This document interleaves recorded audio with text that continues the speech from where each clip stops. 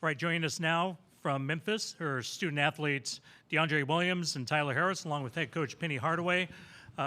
Coach, an entertaining game, hard fought. Begin with your opening statement, and then we'll go to questions. Yeah, what a great game, man. We went into halftime, came out confident because we have to be. We understand that we were an underdog and that we were going to have to fight these guys, and went into halftime up 10 and then got it to 12. And then the Drew Timme effect came into play. He made some tough shots, controlled the game, got our guys in foul trouble, and the rest is history. It seemed like he got every offensive rebound or every foul or every bucket for them consecutively. We've witnessed that from the TV a bunch, just watching him be that dominant. And to see it in person, he made some fantastic shots. I mean, great defense, and he still made them, so that's why he is who he is. But overall, I'm very proud of my guys for fighting to get us to this point, and I hope that we made our school and our city proud. Coach Schaefer Murray, Washington Sports Network. Just talk about the, 20,000 rabid Gonzaga fans there. Talk about the resiliency of your guys to go out there and battle, and just talk about, how proud of it you are for this season, and also what you think it means for the future of Memphis basketball. Yeah, I told the guys before the game that ever since I've been a coach in AAU, I've always been a storm chaser. I've always been the guy that chased all the tough teams in AAU and high school, and now on this level, we want to play the best. And, Gonzaga is the #1 overall seed in the tournament, and we got what we wanted. We just came up a little short. But for me, I hope that this shows people that Memphis is back. The real Memphis basketball to where we were in prominence, years ago. We're getting it back to where it needs to be. Cass Carlson, Action News 5 in Memphis. Penny, what do you tell the locker room after a tight, emotional game like that? Yeah, I just told them I was proud. We saw a really good team. We saw the best, if they're labeled that. So.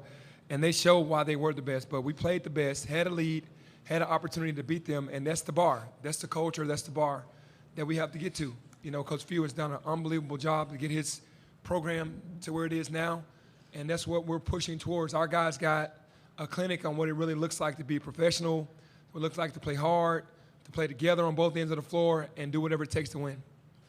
Terry Davis, Tri-State Defender. This is for Tyler and DeAndre. All season long, you guys said you can play with any team in the country.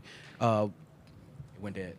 So what are your thoughts after playing against the #1 overall seed after today, even though you didn't get the result you wanted? I mean, I always feel like, even though we was 9-8, we was struggling this season, I always believed and felt like we was one of the best teams in the country. We went up against a great team, Gonzaga, that was the #1 overall seed in the tournament, and, we were the 9 seed, but I went out there feeling like we was a 1 seed. So it's just always great to compete against talent. We're not going to shy away from talent. We're always going to boost our level of play when we play against a high major team. DeAndre? Yeah, basically what Todd just said. We knew we can go out there and play with those guys. The crowd got into it. They was very resilient. They played together. They was poised, and like Coach said, they showed us the bar, and that's what we got to do when we look forward to playing big teams like that. We just got to be ready to play. Lindsay Schnell, USA Today. Over here, Penny. With 5:15 to go, you guys are tied 66-66, and that was just a killer stretch. Timme flips it to Holmgren for a dunk. Holmgren blocks a shot, Nembhard hits a 3, then draws a charge. Did it feel like things fell apart right then? Well, for that little stretch, yes, but that's winning basketball. That's who they are. They went to the finals last year, and they understood just from playing a Baylor team. Maybe Baylor showed them how it's really supposed to be done, but they've always been resilient. It's hard to beat them. You have to play the entire 40 minutes, and for that little stretch, it's all they needed because they're going to control the ball. They're going to go to their horses, and their horses, came to play and did what they had to do. You have to have your guys dominate on both ends of the floor, especially in winning time, and that's what they did. In that little stretch, I could just feel it. In that little stretch, they got their confidence, and we couldn't get the ball in the basket. Jessica Benson, Grind City Media. Penny, 4 years ago, right before you took the Memphis job, you won that last state championship with Alo, Malco, the Lawsons, Jaden. You had played against Tyler Harris and Cordova to get there. Just how unique and extra special has it made it for you to watch these kids from Memphis grow up and be a part of the return to the tournament for this program? Yeah, it means a lot. When I took this job, it was more of an assignment to me than a job because I knew that my city and the school needed me. And to be able to recruit these guys to Memphis to come along for the ride because I've seen them forever, since they were smaller, And to be able to have this journey with them, taking the team back to the NCAA tournament and being able to play this game today, it means a lot. Jeff Calkins from the Daily Memphian. For both players, what's your feeling now in the wake of this? Are you proud? Heartbroken? Well, how would you describe how you feel after this loss? I mean, when the horn buzzed at the end, of course we were feeling heartbroken because going into this game we wanted to get the win. But looking back at the season, I can say I'm proud, the way we fought back through all the adversity we had, losing, all the media, talking bad on our team. We just came together and stayed a family. And, we ended up making it to the second round of the NCAA tournament. So when I look back on this season, I can be proud, but for sure, when the buzzer rung, I was heartbroken. Terry Davis, Tri-State defender for Penny. Last year you went to the NIT championship, and this year you come up against the #1 seed. How valuable is this experience to growing the team even better for next year? Yeah, it's very important, but I'm fully aware of that when the season starts, that you have to take care of business early to get your respect late. And they've been consistent, and we weren't. So you have to go into June and July with the mindset of this is what's going to get us to where we need to be when it comes to March. And, we're really not a 9 seed, but we put ourselves in a really bad predicament early, and we fought our way up to get to a 9 seed. But what it tells me is that we have work to do, but we understand now, and the players understand now, how important it is to come into the season focused and being together and having a culture of family for the entire time on and off the court. For Penny and DeAndre, you mentioned the Timmy effect and that you've seen it on TV a lot.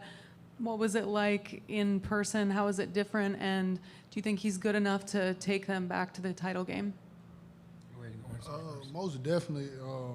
He's a great player, great teammate. The way he plays, very poised. He knows what to do at times when the game's going left, right. He just, he showed who he was, and we really couldn't stop him. And that's what, makes him him. Yeah, for me, I'm sorry, I was going to answer. Go ahead. For me, it's just, it just shows that how much he cares about, because he could have left last year. He came back because he's that culture guy, and he wants to prove that he can take this team to the next level. And I really do believe with how they play and then adding Rasir Bolton to the fold definitely helps with that outside shooting, and I feel like they can get back to the championship game. Jason Munz with the Commercial Appeal. Penny, is there any part of what happened out there just now that gives you a spark when you think about the future? I mean, are you, how do you feel about the future walking off the court? Yeah, no, I understand what you're saying. No, I feel proud, and I feel like I know exactly where I need to go as a coach. I told the team that I'm hungrier now than I ever have been. When I first came here, I wanted to get to this point. Now that I've gotten to this point and got us to this point, then it just made me hungrier. There are no moral victories for me. We lost, but we did learn some things. I learned a lot this season. I learned a lot tonight, and I can't wait until we can get back together as a team to drive this force to be even better next year, and hopefully we'll be talking as a #1 seed next year. Kevin Pelton, ESPN.com. Penny, what explanation did you get on the hook and hold call, and what influence did that call have? Man, I really don't. I try not to talk to the refs much. They didn't come over and explain to us anything about the hook and hold. They just called it because they saw it. Usually the ref comes over and say, hey, we got a hook and hold. He grabbed them or whatever. They didn't say anything to us. When I looked up, Chet was shooting free throws. So I was a little surprised.